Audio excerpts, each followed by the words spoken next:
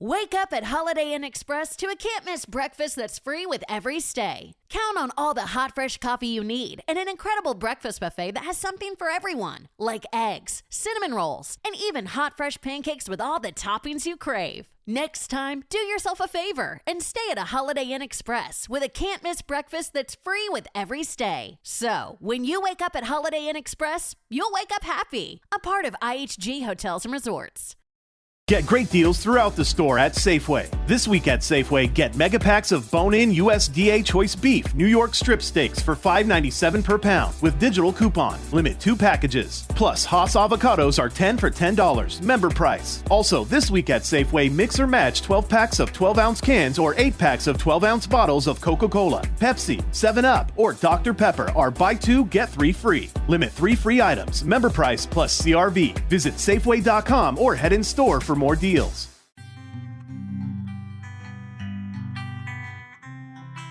Well, good morning and welcome to the Footlight Broadcast. My name is Brian O'Kelly. I will be your host for today's program and hopefully today's class, and hopefully you'll find it valuable and edifying. It's been 3 weeks since I've been with you, and most of you who are regular listeners to the podcast, viewers of the broadcast, know the reasons why. So I'll jump right into the program today, and we do some introduction and housekeeping, so on. Today we're going to discuss Romans 13, which is the chapter in which Paul discusses the Christian's submission to authority and the Christian's attitude related to government and the purpose of government. And so I think this will be valuable to you. I hope that you'll find it valuable. A couple of housekeeping things before we get right into it. This is listener supported. If you want to help with the broadcast, you can visit footlight.com. You'll find ways to do that there. Thank you, the handful of you who are doing that. Just finished my taxes, got to look at the fact that last year, of course, not much income to the program as it being new, and expenses exceeded what came in. No problem. Happy to do it. But if you want to help, we could grow a little more. There's stars on Facebook if you want to help with that. Most importantly, I'd love to hear from you. The message line, 866-988-8311. You can email me at brian@thefootlight.com, and then comments in the comments section on whichever platform you're watching, listening on. Of course, the audio podcast is the main audience for this, but it is live on Facebook. It is live on YouTube. It is live on Getter, on Twitter, and on Rumble. So whichever platform you're on, welcome. Let's just get into the broadcast. And for those of you who don't know, my mom got to go home to be with Jesus on St. Patrick's Day. And so that's part of why I've been spotty on the broadcast, and hopefully will be more regular going forward. So this chapter, as I was saying, is Paul's treatise on government and on being in submission to government. And so let's get right into this question of, is civil disobedience for the Christian? Are we authorized by God, by the Bible, to disobey governmental authorities? Is that something that's okay for the Christian? Are we allowed to say, no, I resist, I won't comply, you're not authority over me, you're not the boss of me, if you will, like little kids say? So let's get right into the Bible. And if you've got your Bibles, you want to grab Romans chapter 13. Romans is the first epistle of Paul after the Gospels. And so jump right in here. And again, I welcome your comments during the broadcast. There's a chat window you can jump into. All right, so let every soul be subject to governing authorities, for there is no authority except from God, and the authorities that exist are appointed by God. Therefore, whoever resists the authority resists the ordinance of God, and those who resist will bring judgment on themselves. So what is authority? What does this mean when we talk about being under authority? What is authority? Well, there are basically two kinds of authority. Inherent authority, and inherent authority means something that's resident within the authority themselves, within you, and it doesn't come from anywhere else. It's generated within. And the only authority that exists is God himself that has inherent authority. He receives it from no one. Now, some have said that heads of state have inherent authority as the sovereign over their nations. But what people mean is that they answer to no man.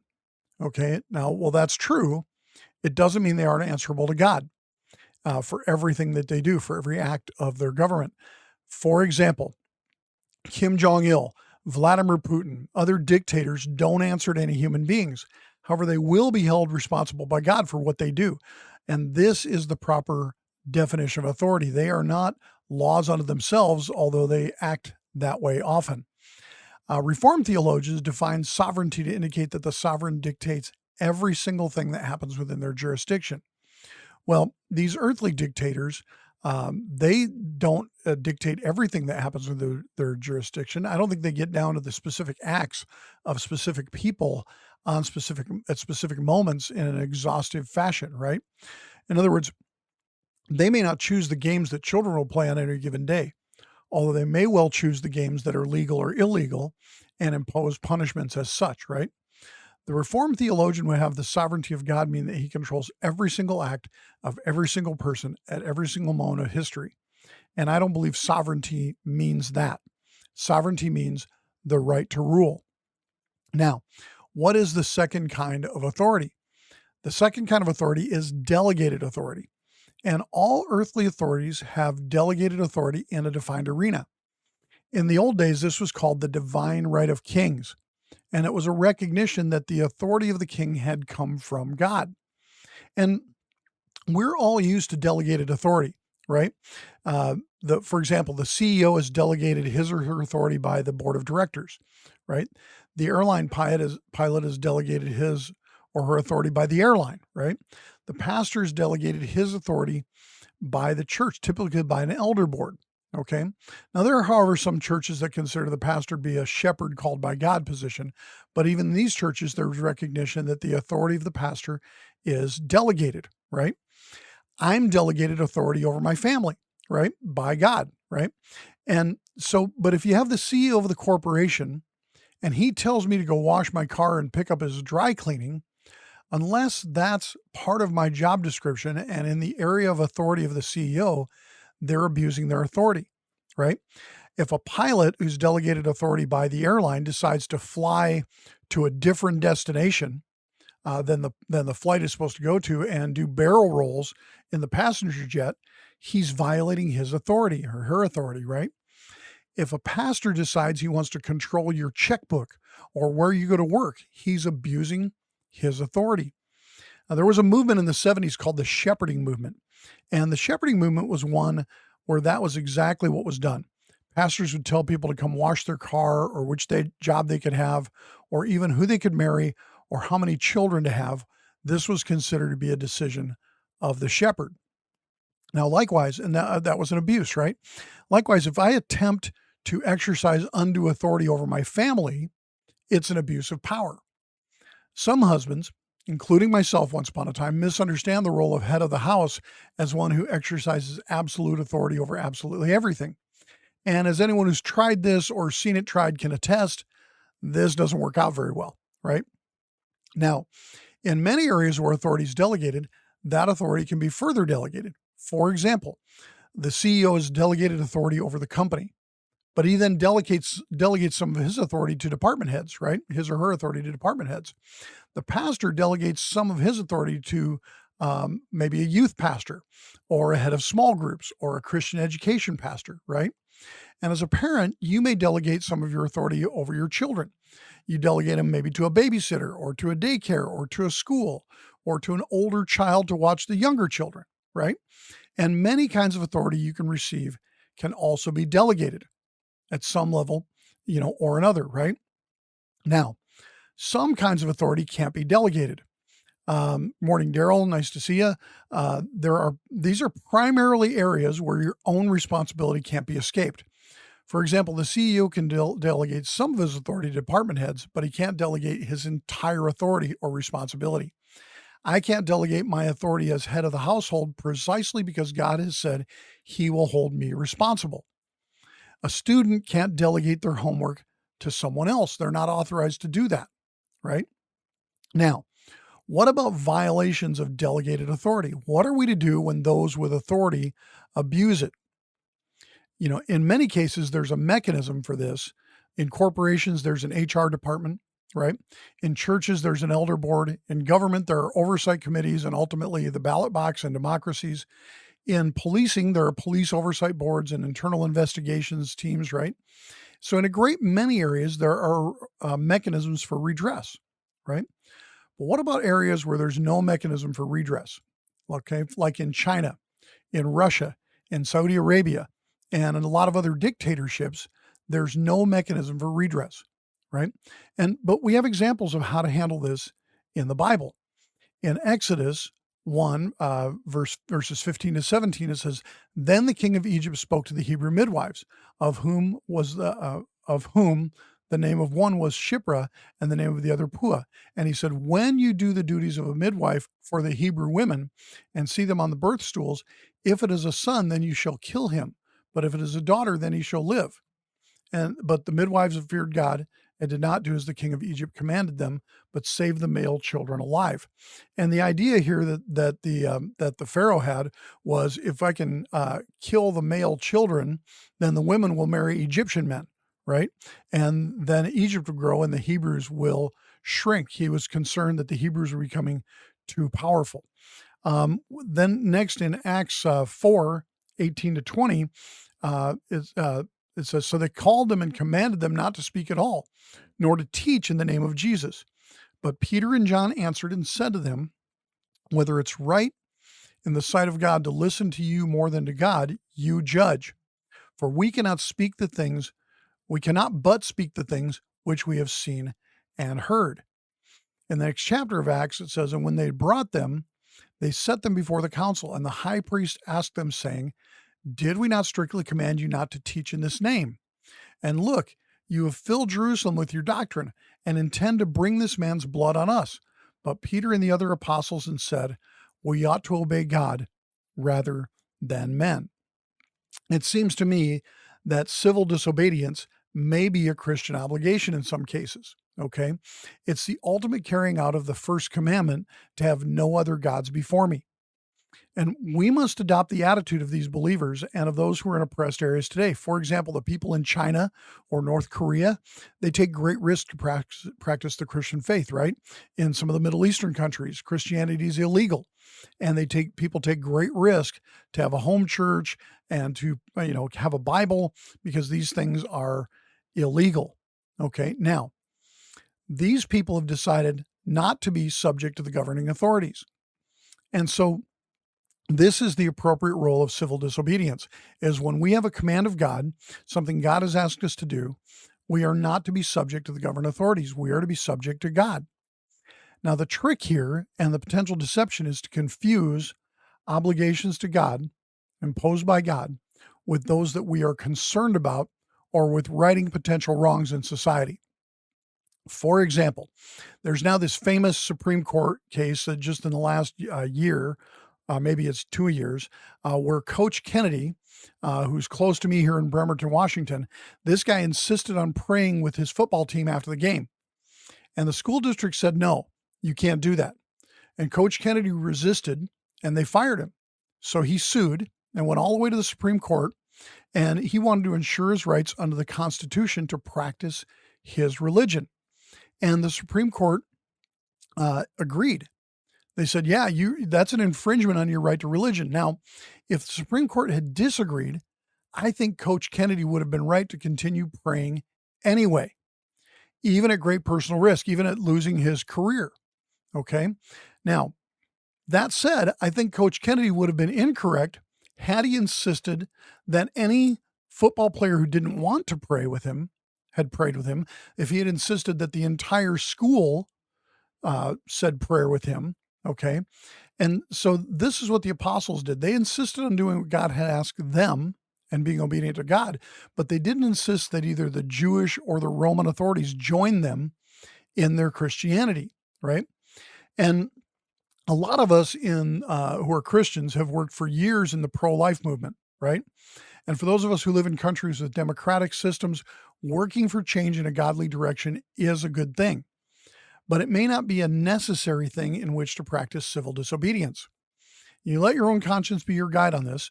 For example, for physicians or pharmacists, if they were compelled by law or by their employer to participate in abortion, I think it would be quite appropriate for them to refuse. Extending that into a clinic blockade or even the clinic bombings or violent targeting of providers, as some have done, I think this is a bridge too far. Now, the dividing line, as near as I can tell, would be in places where Christians are compelled by the government to participate in an evil practice or in direct disobedience to God. God has offered us a lot of direction, and for us not to follow it is, in fact, sinful. James 4:17, he says, therefore, to him who knows to do good and does not do it, to him it is sin.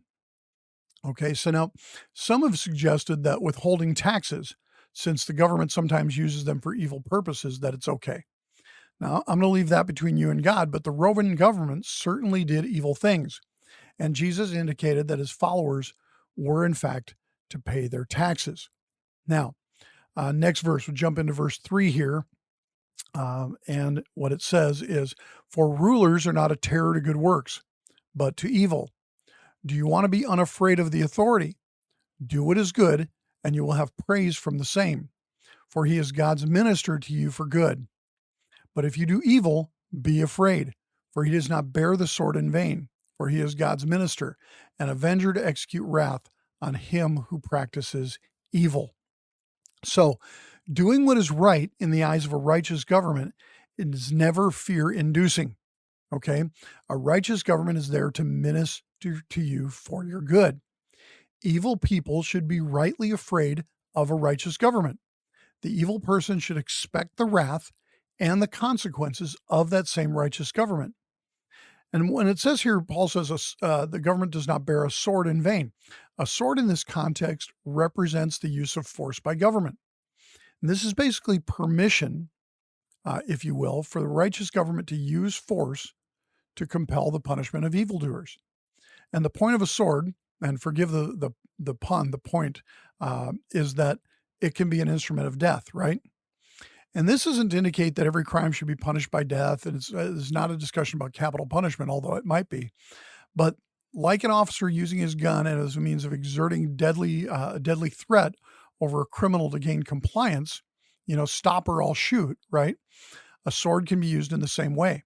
And the threat of deadly force compels the criminal who wants to preserve his life into compliance so that they can be fined or jailed depending on the crime, right? Some have said that violence doesn't solve anything. Well, I think this is exactly wrong.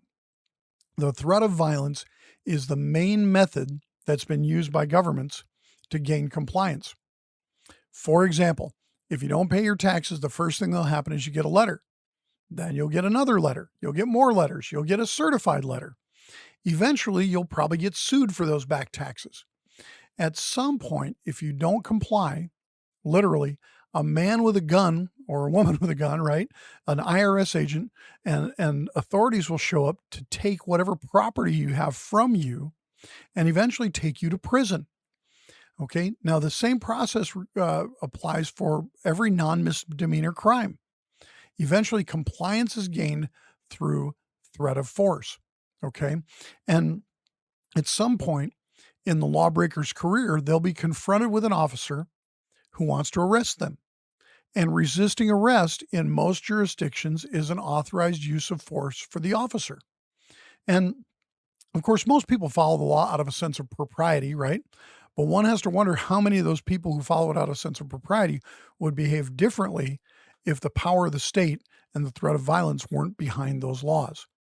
So next, verse 5, Paul says here, therefore you must be subject not only because of wrath, but also for conscience sake.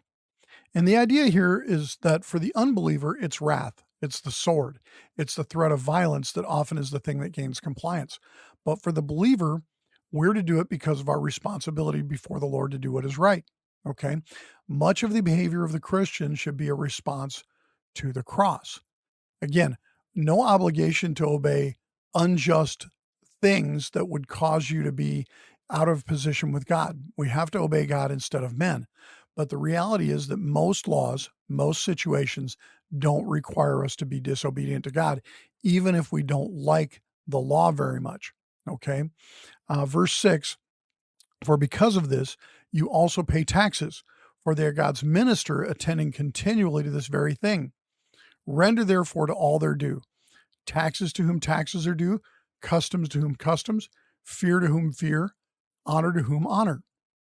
And this goes right back to the earlier point that we are to pay our taxes and support those who are serving the public in official roles. Okay. Now, owe no one anything except to love one another, for he who loves one another or loves another has fulfilled the law. For the commandments, you shall not commit adultery, you shall not murder, you shall not steal, you shall not bear false witness, you shall not covet, and if there's any other commandment, are all summed up in this, namely saying, you shall love your neighbor as yourself. Love does no harm to a neighbor, therefore love is the fulfillment of the law. Now, I think it's reasonable to say that a lot of the great political movements have been rooted in this concept of love your neighbor. The Magna Carta, the Declaration of Independence at some level, abolition of slavery, women's suffrage, okay, and the pro-life movement. These are all movements that have been rooted in loving your neighbor. Okay, now some of these movements have even involved people taking up arms, right? The Revolutionary War and the Civil War both involved, here in the US, right, both involved people using violent means to overthrow an existing system. Now, in both cases, it's my view, and I know this won't be popular, that the use of violence was inappropriate. Okay? Both of these wars flowed from the Declaration of Independence.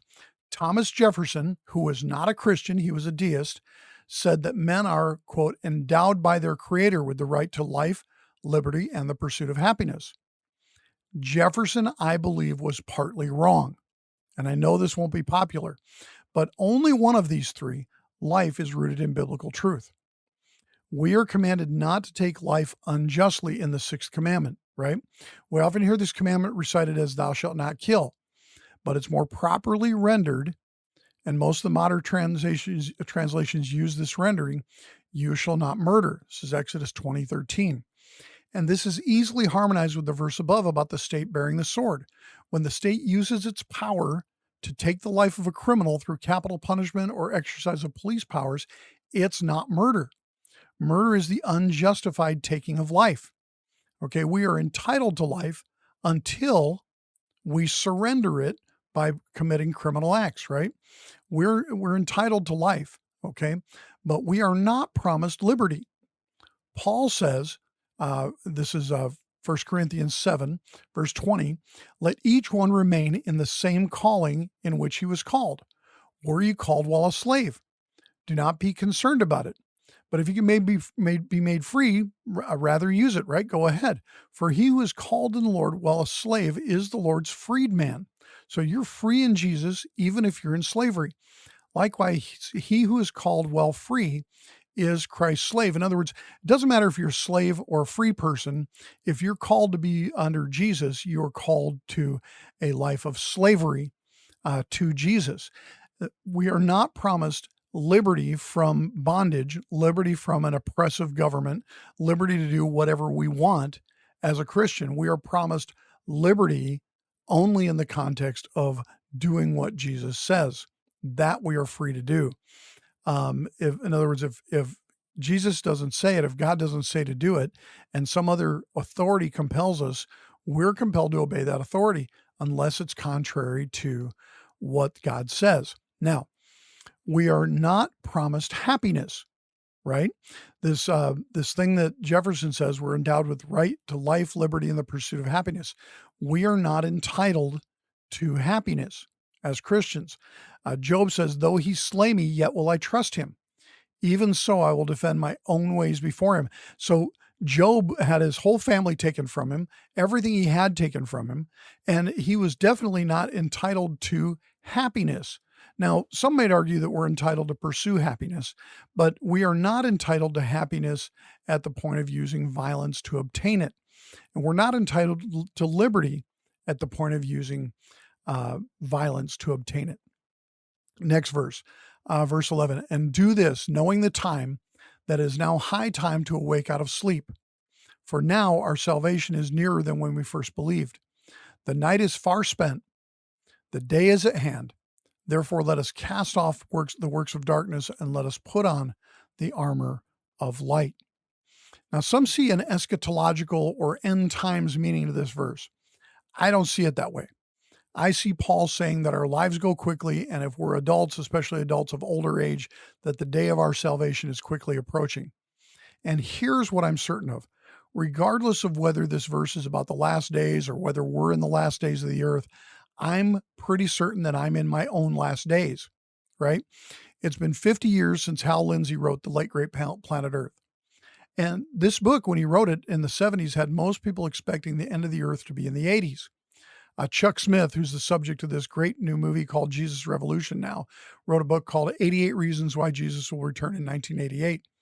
Obviously, Chuck, even though I respect him and had met him once upon occasion, attended his church for 5 minutes 100 years ago, literally back in the 80s, Chuck Smith was wrong about this. And since we don't know and we can't know what the timing of the end of the earth is, it seems to me to be somewhat of an irrelevant point, and probably the one that Paul was unlikely himself to be making. The point here of this verse is that is relevant is that the time from the time that we became Christians to the end of our life is pretty short. And it means that Paul was correct here when he said, our salvation is nearer than when we first believed. If you believed yesterday, it's nearer today. And again, whether it's the end times now or not, I think is somewhat irrelevant. By the way, if you're listening to the podcast, please share it on social media. If you're listening to the audio podcast, if you're watching on one of the broadcast channels live or on replay, if you hit the share button, that does help the broadcast to grow. Verse 13, here Paul is wrapping up, and this is a shorter chapter, so it'll be a shorter broadcast today. Let us walk properly, as in the day, not in revelry and drunkenness, not in lewdness and lust, not in strife and envy, but put on the Lord Jesus Christ, and make no provision for the flesh to fulfill its lusts. Now, this also does not fit the idea of liberty. Throughout the writings of Paul, he speaks of himself as a slave of Jesus. We looked at this idea quite a bit in the earlier chapters, especially I think 5, 6, and 7.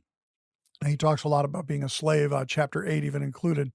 And he lists here a few things: revelry, drunkenness, lewdness, lust, strife, and envy. But this is not intended by Paul to be an exhaustive list. What he says here is make no provision for the flesh. This is the opposite of liberty and the pursuit of happiness. Making provision of the flesh and pursuing happiness is totally the opposite of the idea of being a slave of Jesus. Okay. I mean, if you're going to make provision for your flesh and have liberty, that's the opposite of what Paul's saying here, where he says, make no provision for the flesh to fulfill its lusts. For fulfilling our lusts, pursuing our lusts, and that doesn't just mean sexual lust, but things that we want, is making provision for the flesh. It is the pursuit of happiness. And the Christian is committed to being in bondage to Jesus and the pursuit of Jesus's agenda, not our own agenda.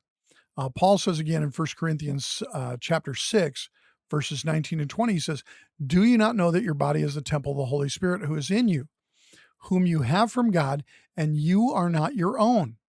For you are bought at a price, therefore glorify God in your body and in your spirit, which are God's. The idea here is that we don't belong to ourselves. We didn't make ourselves. We didn't save ourselves. We didn't, do anything to merit the favor of God, but we have received it. And as such, since Jesus purchased us with his own blood, we are to be slaves of him and not make provision for our flesh and for pursuing the things that we want as a priority over the things that Jesus wants for us. So with that, we will wrap up today. Again, short chapter.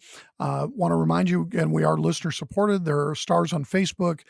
You can visit thefootlight.com to support the broadcast. If you have comments or questions, concerns, and I'm sure I'll get some negative feedback on this, call the message line 866-988-8311, or you can send an email to brian@thefootlight.com.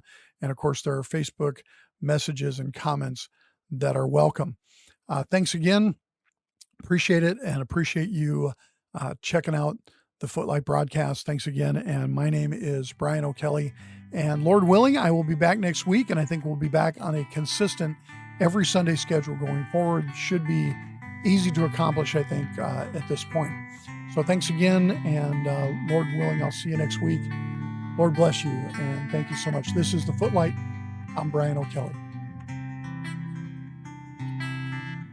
Every day, my employees get scam emails. I wanted to protect my business and clients, so I checked out CISA's Secure Our World. They've got 4 simple ways we can protect our businesses from online threats. Learn more at cisa.gov/Secure Our World.